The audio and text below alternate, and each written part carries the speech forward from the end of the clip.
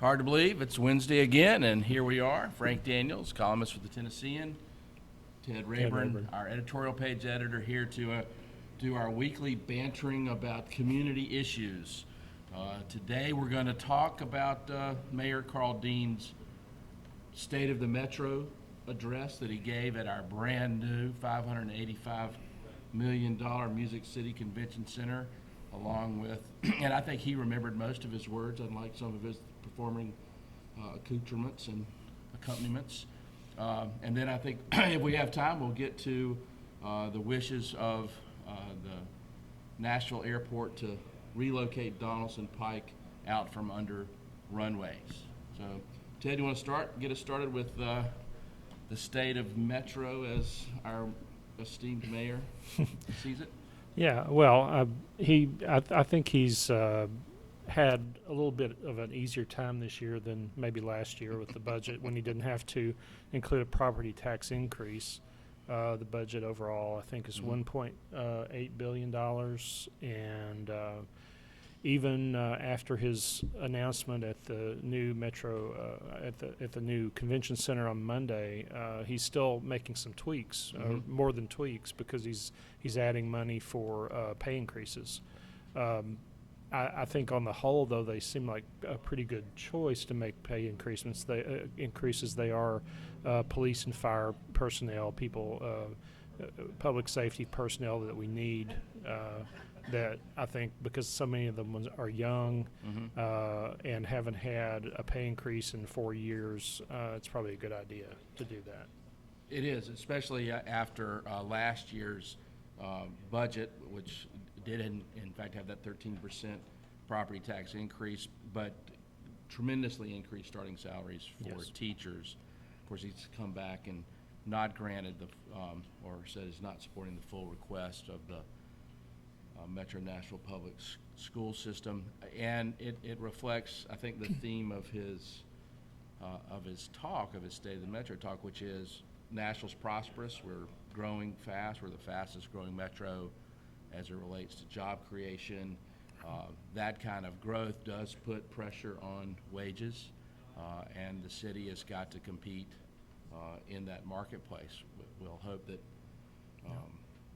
those trends continue, and he is projecting that they continue, and it's going to require significant investment. He hit on his favorite themes in terms of the fact that we need to do something about transportation, hitting on his desire to see a bus rapid transit system running through the center line of the city from 5 Points to White Bridge Road.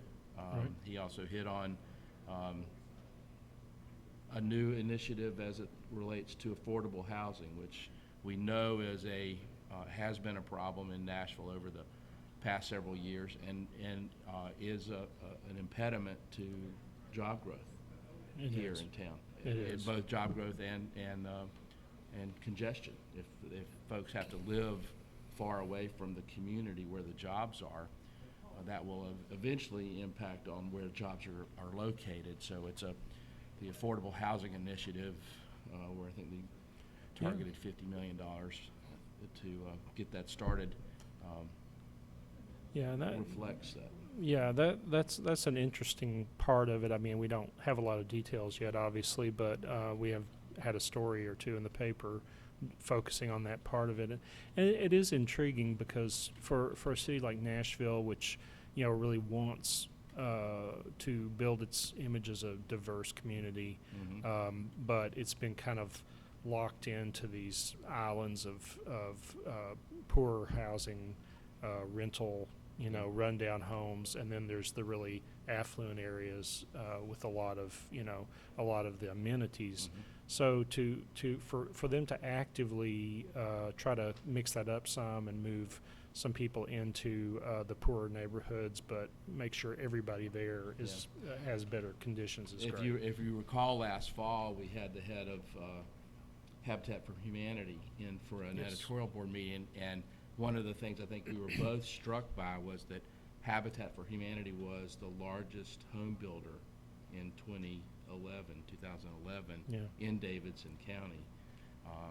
That shows that there were not a whole lot of homes Right. being built, but, That's right. but that there was significant demand for affordable housing, Sure. which is reflected that. I thought that one of the more interesting quotes that I saw from the mayor's speech was he quoted Jane Jacobs about metropolitan areas are places where the poor turn into middle class, that they're about making the middle class larger.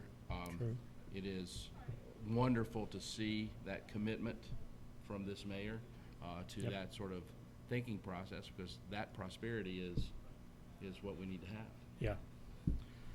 So let's move on to Oh, okay. Donelson Pike, unless you got something else to add No. about the state of the. No, Metro. I think that's good. That's a good summation of it. Yeah, Donelson Pike was a different story that came up in the past week. As Kind of a surprise story, wasn't it? yeah, the Donelson Pike apparently moving and changing its configuration with the airport.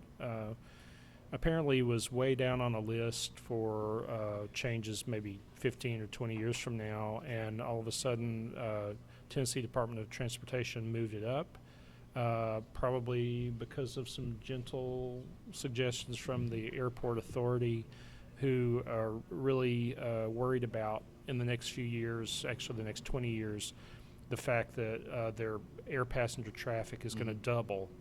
That's a major consideration. Yeah. And now, how much of fixing that will be moving Donelson Pike? 8/10 of a mile of Donelson Pike remains to be seen. But it does seem to be that maybe Donelson Pike and where it is was a problem that they probably should have addressed a long time ago, or maybe it never should have been quite where it was in relation Perhaps to to the the runways. second runway over there. Yeah, exactly.